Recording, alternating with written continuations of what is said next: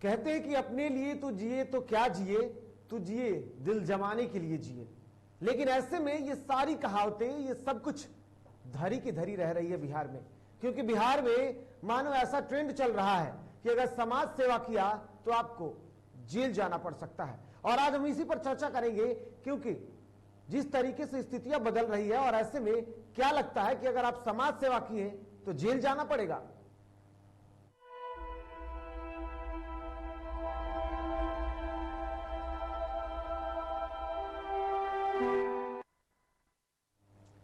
नमस्कार, आप देख रहे हैं DTV भारत और मैं हूं आपके साथ निर्भय किशोर। कोरोना के इस काल में सरकार जो है वो लोगों से विनती कर रही है कि आप सहयोग करें, तभी माहौल को बेहतर किया जा सकता है। लेकिन ऐसे में लोगों के लिए मसीहा बने इस कोरोना काल में पप्पू यादव, जाप संरक्षक पप्पू यादव को कोरोना गाइडलाइन का पालन नहीं करने के आरोप में पटना पुलिस ने कार्रवाई करते हुए गिरफ्तार कर लिया और उनको बजाते वहां से पहले बात हो रही थी कि उन्हें हाउस अरेस्ट किया जाएगा, लेकिन थोड़ी देर के बाद जो पुलिस प्रशासन थे वो उन्हें गांधी मैदान थाने ले गई। वहीं पप्पू यादव को लेकर के डीएसपी सुरेश कुमार के नेतृत्व में पूरी कार्रवाई हुई, जिसको बुद्धा कॉलोनी पुलिस ने उन्हें मंदिरी, उनका जो आवास था वहां से उन्हें गिरफ्तार करके फिर ले जाया गया, सीधे गांधी मैदान पहुंचे। आपको बता दें कि पप्पू यादव को राजधानी के 5 थानों की पुलिस गिरफ्तार करने गई थी, ऐसी जानकारी आ रही थी। वहीं गिरफ्तारी के दौरान पुलिस से जाप के कई कार्यकर्ता जो थे वो भीड़ते भी नजर आए थे।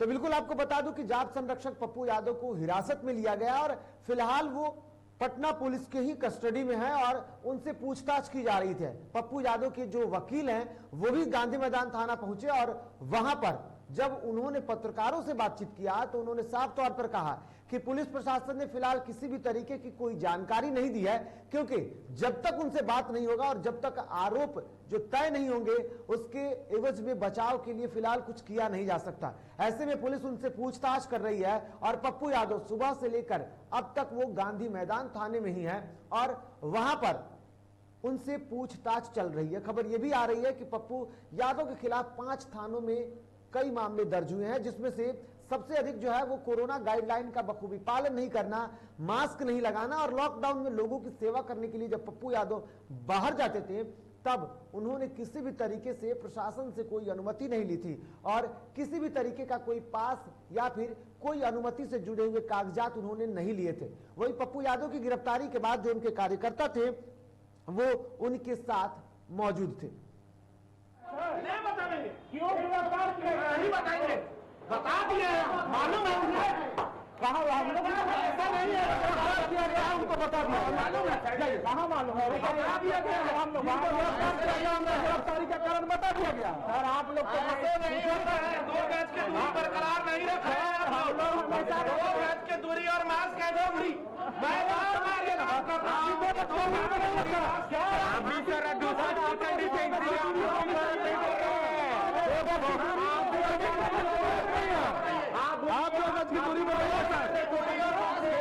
शर्मसार वाली बात है कि एक बिहार का सेवक, बिहार के बेटा जो गरीबों की मदद कर रहा था, हर वो दुखिया को मदद कर रहा था जो। तो बिल्कुल बड़ा सवाल उठता है। आपने सुना किस तरीके से पटना पुलिस के जो डीएसपी हैं उन्होंने जो बातें कही हैं, उनका गुस्सा सामने आया। ऐसे में सवाल उठता है कि आखिर में क्या पुलिस पर कार्रवाई का दबाव है, क्योंकि जिस तरीके से नगर डीएसपी ने जो बातें कही हैं और उन्होंने साफ तौर पर पत्रकारों को भी धमकी दे दिया है, आखिर में उनका गुस्सा क्यों आया? सवाल यह है, पत्रकारों के सवाल पर क्यों डीएसपी भड़क गए, ये भी बड़ा सवाल उठता है। और जब उनसे पत्रकारों ने इस मामले में पूरी जानकारी लेने की कोशिश की तो वो नाराज होते दिखे। दरअसल पत्रकारों ने उनसे सवाल किया कि आखिर में पप्पू यादव को गिरफ्तार क्यों किया गया। एक बार फिर से सुनते हैं जरा सा नगर डीएसपी सुरेश कुमार ने क्या कुछ कहा और किस तरीके से धमकी दी है। क्यों गिरफ्तार किए? नहीं बताएंगे, बता दिए, मालूम है उन्हें। कहाँ हम लोग ऐसा नहीं है, गिरफ्तार किया गया हमको बता दिया, मालूम है, कहाँ मालूम है, बता दिया गया हम लोग गिरफ्तार किया गया, हमें गिरफ्तारी का कारण बता दिया गया। सर आप लोग तो ऐसे नहीं होता है, 2 गज की दूरी बरकरार नहीं रखा है, हम लोग हमेशा 2 गज की दूरी और मास्क है जरूरी। मैं बार बार ये बात कर रहा हूँ, 2 गज की दूरी बरकरार आप भी सर दूसरा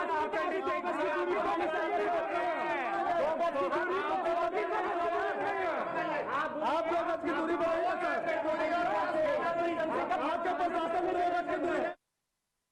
तो बिल्कुल देखा आपने, बड़ा सवाल उठता है कि आखिर में क्यों पुलिस प्रशासन के लोग गुस्से में हैं, कि आखिर में गुस्सा का कारण क्या है? क्या पप्पू यादव को गिरफ्तार करने की दबाव थे, या फिर गिरफ्तार हो जाने के बाद उनके ऊपर दबाव बनने लगा था? वही पुलिस प्रशासन के जो अधिकारी थे जो पप्पू यादव को गिरफ्तार करने गए तो साफ तौर पर पत्रकारों से बात कर रहे थे, लेकिन अब उनका गुस्सा 7वें आसमान पर आखिर में क्यों हो गया? जाप सुप्रीमो पप्पू यादव को गिरफ्तार कर पुलिस गांधी मैदान थाने ले गई, जिसका जायजा लिया हमारे संवाददाता उत्कर्ष ने। पहले रिपोर्ट देखते हैं कि आखिर में वहां क्या कुछ हुआ।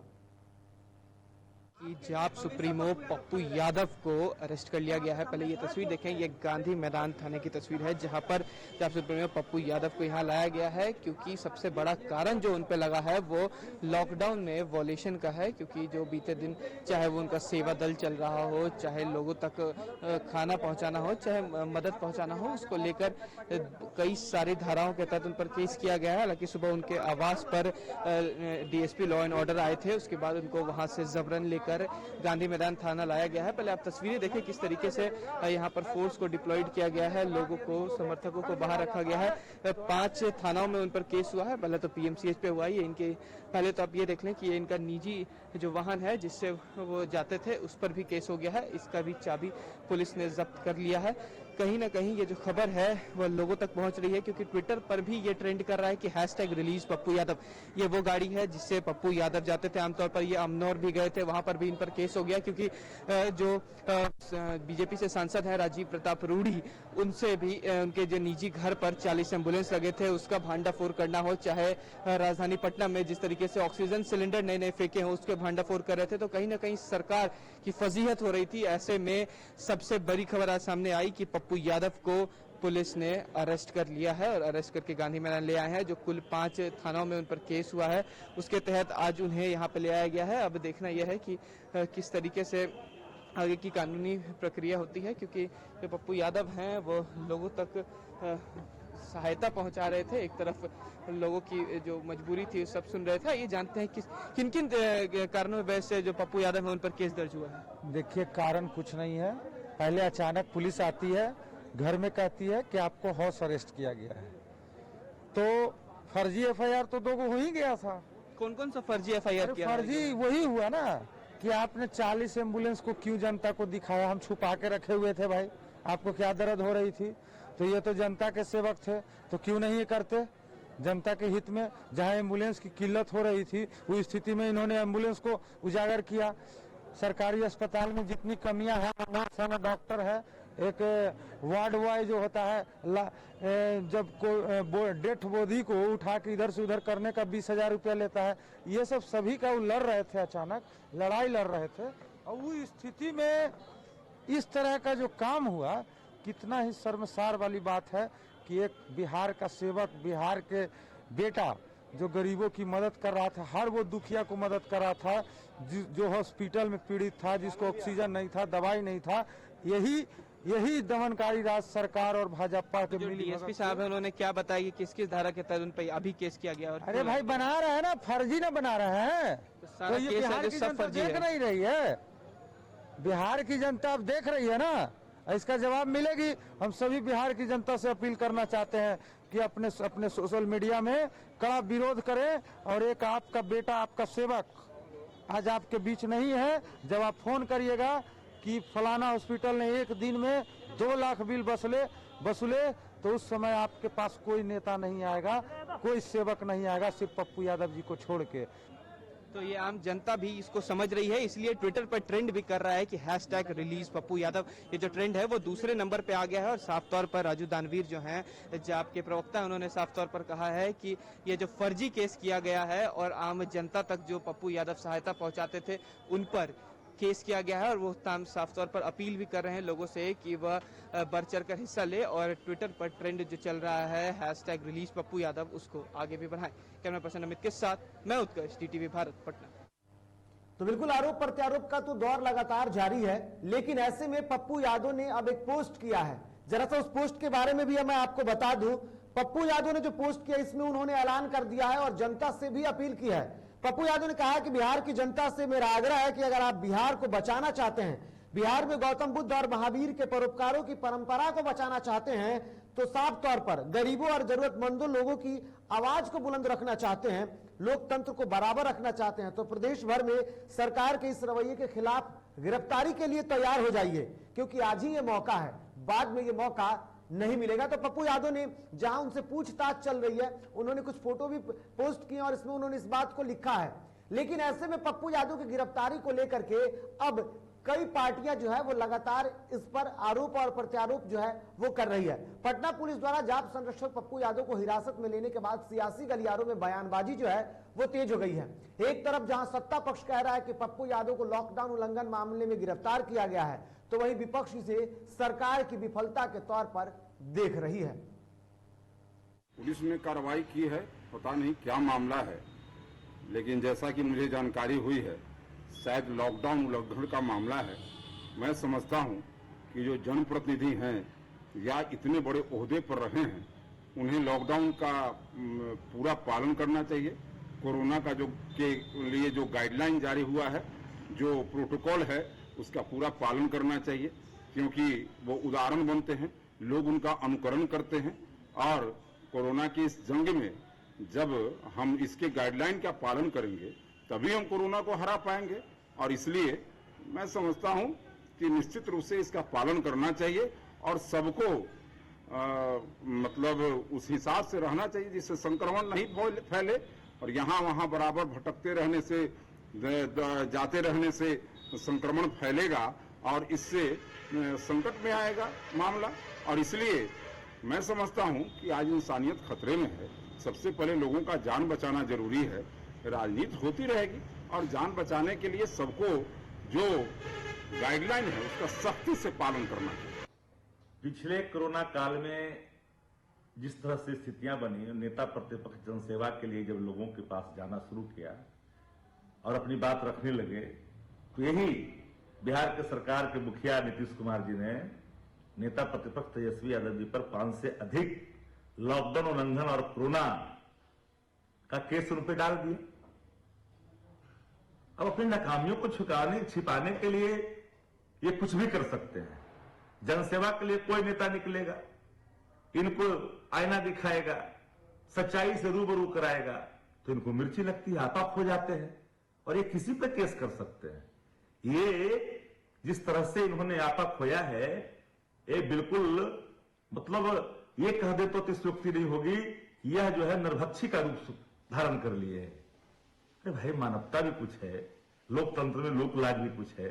इस सबको तिलाजी देकर करके एक अन्य मार्ग में बैठ करके धुनी रमाने से ये कोरोना संक्रमण दूर होने वाला नहीं है, आपकी नाकामियां छुपने वाला नहीं है। अस्पताल की व्यवस्था जो जिस तरह से है, जिस तरह के एम्बुलेंस असंबल करके अपने घरों पर रख रहे हैं लोग, ये सारी चीजें जब खुल के आती है तो आप सबको FIR करना शुरू करते हैं। ये दुर्भाग्यपूर्ण है, लोकतंत्र के लिए शुभ संकेत नहीं है। पूछिए न जाकर के ललन सिंह जी से कि किन किन केसों में नेता प्रतिपक्ष को कोरोना के नाम पर उन्होंने FIR करवाई थी। अंधेर नगरी चौपट राजा मांगे गुड़ तो देवे ढेला। यहाँ चोर ही आज जोर से बोल रहा है। एक तरफ विपक्षी साथी लगातार कोरोना पीड़ितों की सेवा कर रहा है, चाहे दिल्ली में यूथ कांग्रेस के श्रीनिवासन जी हो, बिहार में कांग्रेस सहित अनेक विपक्षी दल पप्पू यादव हो। पप्पू यादव की गलती क्या है? सिर्फ इतना ही गलती है ना कि जो सरकार का सैकड़ों एम्बुलेंस भारतीय जनता पार्टी के सांसद राजीव प्रताप रूडी जी के यहाँ लगा था, उसको उनको उजागर किया। सरकार ये बताए कि राजीव प्रताप रूडी के यहाँ जो एम्बुलेंस था वो राजीव प्रताप रूडी का है या बिहार सरकार के है। अगर बिहार सरकार के है तो राजीव प्रताप रूडी के यहाँ कैसे था? अगर राजीव प्रताप के रूडी के यहाँ सरकार का एम्बुलेंस था तो FIR तो राजीव प्रताप। तो चलिए, आरोप प्रत्यारोप का दौर तो लगातार जारी है, इस पर सियासत भी होगी और ऐसा नहीं है कि इतना जल्दी ये मामला थम जाएगा। सरकार को घुटने टेकने को मजबूर कर देगी विपक्ष, ऐसी स्थितियां बनेगी। लेकिन मुद्दा आज ये नहीं है। आज हम जिस मुद्दे पर बात कर रहे हैं कि क्या समाज सेवा करने के बाद जेल मिलेगा, एक ऐसी ही घटना है उस घटना के बारे में भी अब चर्चा करेंगे। आज हम बात कर रहे हैं कि किस तरीके से समाज सेवा किया तो आपको जेल जाना पड़ सकता है। ऐसे में एक तस्वीरें आरा से भी आई थी। आरा में रोटी बैंक से जुड़े हुए समाज सेवी चंदन ओझा को नगर पुलिस ने हिरासत में देर रात रविवार को लिया था और उन्हें बंद किया गया था। इसे लेकर विभिन्न संगठनों के लोगों ने रोष भी जताया था। इस संबंध में कुछ लोगों ने एसपी से संपर्क किया तो उन्होंने बताया कि सदर एसडीओ के निर्देश पर पूरी कार्रवाई हुई थी क्योंकि चंदन ने कोविड-19 के नियमों का उल्लंघन किया था। क्या कुछ मामला था, हम सीधे आज चंदन जी से ही जानेंगे। हमारे साथ आरा से समाज सेवी चंदन जी जुड़े हुए हैं। चंदन जी, बहुत बहुत स्वागत है आपका। सबसे पहले जरा आपसे ही जानना चाहेंगे कि किस तरीके की कार्रवाई हुई थी और आपने कोरोना गाइडलाइन के नियमों का उल्लंघन किया था। जी नमस्कार। बिल्कुल, बहुत बहुत स्वागत है आपका। किसी भी नियम का उल्लंघन नहीं किया था। बिल्कुल, हम मरीजों की सेवा कर रहे हैं सदर अस्पताल आरा में। बिल्कुल, और जितना हो सका रहा है क्योंकि ये महामारी है और इसमें सेवा ये देश की एक मतलब जैसे कि चंद्रशेखर आजाद और भगत सिंह ने आजादी की लड़ाई लड़ी थी, बिल्कुल, उसी तरह हम लोग इस कोरोना महामारी की लड़ाई लड़ रहे हैं। बिल्कुल। और मरीजों की जितना मदद हो रहा है उतना मदद कर रहे हैं हम लोग। चंदन जी, आप पर आरोप लगा था कि आप जो आईसीयू है वहां पर जाके वहां जाने के बाद आप वहां से लाइव करने वाले थे और वहां की स्थितियों को दिखाने वाले थे। जी, हम स्थितियों को दिखा रहे थे। बिल्कुल। क्या है कि सदर अस्पताल आरा में सब चीज उपलब्ध है लेकिन वहाँ कालाबाजारी करके बेच दिया जा रहा है। बिल्कुल। फ्लो मीटर जो है, फ्लो मीटर वहाँ स्टॉक में रजिस्टर में 50 मेंशन है। बिल्कुल। लेकिन मरीजों को एक भी फ्लो मीटर नहीं दिया जा रहा है। इस अच्छा। बात को हम दिखा रहे थे। अच्छा। ये बात वहाँ के सदर एसडीओ साहब को बुरी लग गई। बिल्कुल। वहाँ की जो भी मतलब दिक्कतें थी मरीजों को हम दिखा रहे थे तो ये एसडीओ साहब और वहाँ के जिला अधिकारी को बुरी लग गई। बिल्कुल। इस कारण मेरी गिरफ्तारी कर ली गई थी। क्या हुआ उसके बाद, जरा सा आप खुद से बताइए कि आपके साथ क्या हुआ जब आप थाने में आपको ले जाया गया। जी, क्या बोले? जब आपको थाने में ले जाया गया तो आपके साथ क्या हुआ, किस तरीके की हिदायत आपको दी गई, आप खुद से बताइए ताकि जनता को ये दिखाया जा सके कि किस तरीके की कार्रवाई हो रही है। जी, हमको थाने ले जाया गया। हमने पूछा कि आप किस अपराध में हमको थाना ले जा रहे हैं, थाना हिरासत में ले रहे हो, तो हमने क्या अपराध किया है, बिल्कुल, ये हमारा अपराध बताइए। तो वो बोले कि आप कोविड-19 के नियमों का उल्लंघन किया। हम उन्हें बोले कि क्या उल्लंघन किया, हम ये बताइए हमको। बिल्कुल। क्योंकि हम भोजन वितरण करने का पास भी लिए हैं। बिल्कुल। मरीजों का सेवा करने के लिए मेरे पास पास है। बिल्कुल। और हमको ले गया गया थाना। जब हम थाने में गए तो वहाँ पे तुरंत हमको हाजत में बंद कर दिया गया। बिल्कुल। हाजत में बंद होने के बाद मेरा मोबाइल ले लिया गया। मेरे मोबाइल में कुछ डॉक्यूमेंट्स है। बिल्कुल। मेरे मोबाइल में रजिस्टर जो आता है, स्टॉक रजिस्टर, बिल्कुल, उसका फोटो था और कुछ वीडियो था, वो सारा मेरे मोबाइल से डिलीट कर दिया गया। क्योंकि इनकी नाकामियां जो है, लापरवाही जो है वो हम दिखाना चाहते थे, लेकिन वो सब मेरे मोबाइल से डिलीट कर दिया गया। बिल्कुल। और मुझे हाजत में बंद कर दिया गया। अभी कुछ ही समय हुआ तो शहर के कुछ लोगों को पता चला और ये न्यूज काफी फैल गया। थाने में बहुत सारे लोग जुटने लगे। इसके डर के मारे पूरे शहर में, आरा शहर पूरा, जितने भी यहाँ के समाज सेवी युवा लोग हैं, सभी लोग जुटने लगे थाने पर। लोग डर के मारे हमको 1 घंटा भी नहीं रख पाया। लोग 1 घंटे बाद हमको बुला लो कि आप जाइए। हमने कहा कि अभी क्यों भेज रहे, हमको जेल भेजिए। अगर सेवा करना अपराध है तो सेवा करने के अपराध में हमको जेल भेज दीजिए। बिल्कुल, सेवा करने के अपराध में आपको जेल भेज दिया गया, ऐसा आप कहते हो। डीटीवी भारत भी आज सवाल खड़ा कर रहा है। डीटीवी भारत का सवाल है कि क्या आज जाप संरक्षक पप्पू यादव की गिरफ्तारी हुई और बीते दिनों चंदन की गिरफ्तारी हुई थी, तो सबसे बड़ा सवाल है कि आखिर में इनकी गिरफ्तारी क्यों हुई। क्या सिस्टम पर सवाल उठाना इनको महंगा पड़ रहा है। डीटीवी भारत लगातार सवाल कर रहा है, क्या बिगड़ी व्यवस्था को छुपाना चाहती है सरकार। क्या लोगों की सेवा करना गलत है। क्या गाइडलाइन के बहाने दबाव बनाने की कोशिश की जा रही है। लोगों को जो आवाज है वो आवाज छुपाने की कोशिश की जा रही है। चंदन जी, हम आपसे जानना चाहते हैं, आपकी प्रतिक्रिया चाहेंगे कि क्या सरकार दबाव बनाना चाहती है और आपकी आवाजों को बंद करना चाहती है, क्योंकि अब लगभग यही स्थिति दिख रही है। पप्पू यादव जी जो सेवा कार्य कर रहे हैं उससे इन लोगों की तकलीफ हो रही है, क्योंकि इनका पोल खुल रहा है। पप्पू यादव जिस अस्पताल में जा रहे हैं उस अस्पताल का वीडियो दिखा रहे हैं, उस अस्पताल की स्थिति दिखा रहे हैं। बिल्कुल। इस कारण ये लोग डर जा रहा है और डर के मारे पप्पू यादव को गिरफ्तार किया गया है। पप्पू यादव जी ने 40 एम्बुलेंस जो राजीव प्रताप रूढ़ी अपने घर में बंद करके रखे थे उसको दिखा दिया, ये उन्होंने अपराध कर दिया। इसलिए उनको मतलब सभी को दिखाने के लिए कौन सा अपराध कर दिया, समाज को जागरूक करना चंदन जी, कौन सा आप ये अपराध है? मानते हैं कि सरकार जो है वो आप जैसे जो कार्यकर्ता हैं, जो समाज सेवक हैं, उनकी आवाज को दबाने की कोशिश कर रही है ताकि उनकी विफलता जो है वो लोगों के सामने ना आए? लेकिन इसका समाज जवाब देगा और हमें लगता है कि पूरा बिहार हो सकता है कि सड़कों पर न उतर जाए। ऐसी स्थिति रहेगी अगर पप्पू यादव जी को तुरंत रिहा नहीं किया गया तो ऐसी स्थिति हो जाएगी, पूरा बिहार सड़क पे आ जाएगा। बिल्कुल, पूरा बिहार सड़क पे आ जाएगा। बहुत बहुत धन्यवाद चंदन जी हमारे साथ जुड़ने के लिए। ये हालात हैं और चंदन जी ने जो कहा कि पूरा बिहार सड़क पे आ जाएगा, ऐसे नहीं है कि अब तक जो उनके कार्यकर्ता हैं वो सड़कों पे नहीं। आपको दिखा दूं कि किस तरीके से पप्पू यादव के जो कार्यकर्ता हैं वो खुद गांधी मैदान पहुंच चुके हैं। गांधी मैदान थाना में उनके जो कार्यकर्ता थे, समर्थक जो थे, वो वहां पहुंचे और उसके बाद वो धरना पर बैठ गए। उन लोगों ने लगातार ये मांगी की और इसके साथ साथ पप्पू यादव को रिहा करने के लिए अब ट्विटर पर एक मुहिम चलाई जा रही है और मुहिम वो लगातार तेजी से लगभग 2 से 3 घंटे हो गए ट्विटर ट्रेंड चल रहा है, रिलीज पप्पू यादव, और वो पहले स्थान पर चल रहा है। और लगभग ये कब से, यानी कि 1 से 2 घंटे से ये लगातार ट्विटर ट्रेंड चल रहा है कि पप्पू यादव को रिहा करो। और ऐसे में अब चंदन जी ने इस बातों को कहा है कि अब सड़कों पर जनता ना आ जाए। दूसरी तरफ जाप संरक्षक ने भी एक पोस्ट किया है, फेसबुक पोस्ट में उन्होंने कुछ तस्वीरों को साझा किया है और उसमें लिखा है कि अब तैयारी की जरूरत है और इसके लिए बजाते लोगों को अब मौका यही है कि आपको गिरफ्तारी देने के लिए तैयार होना पड़ेगा।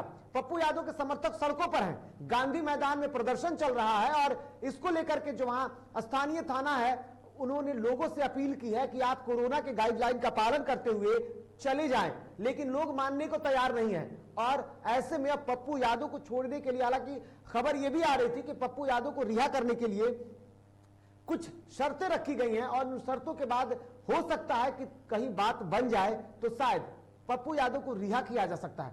ऐसे में स्थितियां साफ है और डीटीवी भारत लगातार सवाल कर रहा है कि पप्पू यादव की गिरफ्तारी क्यों हुई? क्या समाज सेवा करने के बदले में उनको जेल मिलेगा? क्या जो लोग समाज सेवा कर रहे हैं, लोगों की सेवा कर रहे हैं, उनकी आवाजों के तहत जो सरकार है उनको रोकना चाहती है और सिस्टम पर जो सवाल अगर उठाए जा रहे हैं तो उनके लिए उनको गिरफ्तार होना पड़ेगा? बिल्कुल, और आपको बता दूं कि इसको लेकर के लगातार सवाल डीटीवी भारत कर रहा है और ऐसे में हमारे साथ हमारे संपादक राजेश मिश्रा सर जुड़े हुए हैं। क्या लगता है सर, बिहार में जिस तरीके की स्थिति है अब आवाज उठाना भी महंगा पड़ेगा और सेवा तो दूर की बात है क्योंकि समाज सेवा करेंगे तो जेल जाएंगे। बिल्कुल, ये काफी दुखद स्थिति है। लोकतंत्र में सबको अपनी बात रखने का अधिकार है। साथ ही साथ आपको बता दें, जो कोरोना काल आज की तारीख में है, पूरे देश इस कोरोना की चपेट में है और वैसे में पप्पू यादव जो सेवा कर रहे थे, पप्पू यादव जो लोगों से मिल रहे थे, ये बातें सरकार आखिर नहीं पचा पा रही। उन्हें लग रहा है कि मेरी जो लोकप्रियता है, सरकार की लोकप्रियता पर पप्पू यादव की लोकप्रियता हावी हो रही है और इसके बाद जो एक्शन हुआ है वो एक्शन गलत है। आपको बता दें कि ठीक है, अगर उनके खिलाफ कोई कानून है, वो किसी कानून का उन्होंने उल्लंघन किया है, उनके खिलाफ अगर कोई कार्रवाई होनी चाहिए, तो ये जो अभी दौर है, ये जो वक्त है, ये वक्त सही नहीं था। सवाल ये है कि अगर पप्पू यादव किसी अस्पताल में जा रहे हैं या किसी मामले पर कहीं किसी से मिल रहे हैं, तो इससे ये जो आप कह रहे हैं कि कोरोना गाइडलाइन का उल्लंघन हो रहा है, लॉकडाउन का उल्लंघन हो रहा है, तो एक नहीं सैकड़ों लीडर है जो इस बिहार में उल्लंघन कर रहे हैं। उनके खिलाफ क्या कार्रवाई हो रही है? सर, गिरफ्तार करना चाहिए। प्रताप यादव गए थे पीएमसीएच, उनके पास भी सैकड़ों की भीड़ जुटी हुई थी। तो ये एक टारगेट करके इस तरह की जो कार्रवाई है वो गलत है, ऐसा नहीं होना चाहिए। और इस तरह की घटनाएं पहली बार नहीं हो रही है निर्भय बिहार में। इससे पहले भी कई बार ऐसी घटनाएं देखने को मिली है। कई ऐसे मामले आए हैं जहां जब भी आवाज उठाई गई है तो पुलिस उसे दबाई है, सरकार उसे दबाने की कोशिश की है। बिल्कुल, हालांकि इस पूरे मामले पे देखा जाए तो पप्पू यादव को कोई बहुत बड़ा नुकसान नहीं होने जा रहा है, आपको बता दें। लेकिन इस बीच एक खबर ये भी आ रही है कि पप्पू यादव जो अभी पटना में उनको बैठाए रखा गया है, खबर एक और है कि 1989 में किडनैपिंग का एक मामला मधेपुरा में आया था और उस मामले में इन्हें नामजद बनाया गया था। अब खबर ये भी है कि मधेपुरा पुलिस भी इनसे पूछताछ करेगी और इन्हें गिरफ्तार कर सकती है। तो ये इस तरह के जो हालात हैं, या अगर नवासी का मामला है, अगर वो लॉकडाउन का उल्लंघन कर रहे थे तो इससे पहले आपको करना चाहिए थी कार्रवाई। आप इतने दिनों तक उन्हें क्यों छोड़ा आपने? तो ये तमाम स्थितियां हैं, ये गलत क्या ऐसा नहीं लग रहा सर, इस तरीके की कार्रवाई करके सरकार जनता का ध्यान भटकाना चाहती है इस कोरोना के बढ़ते संक्रमण में लचर व्यवस्था को लेकर के? ऐसे हालात में पिछले दिनों आपने देखा कि चंदन ओझा को किस तरह से गिरफ्तार कर लिया गया। बिल्कुल हम सेवा करें, जनता को भी आगे आना चाहिए, लोग अपना सेवा करें। बिल्कुल, जनता को भी आगे आना चाहिए और लोगों को इसके लिए आगे आना चाहिए, ऐसा प्रशासन तो कहती है। लेकिन ऐसे में साफ तौर पर इस तरीके की कार्रवाई हो रही है तो ये बड़ा सवाल उठता है कि क्या सच में समाज सेवा करने के बदले में सरकार आपको जेल देगी। बहुत बहुत धन्यवाद सर।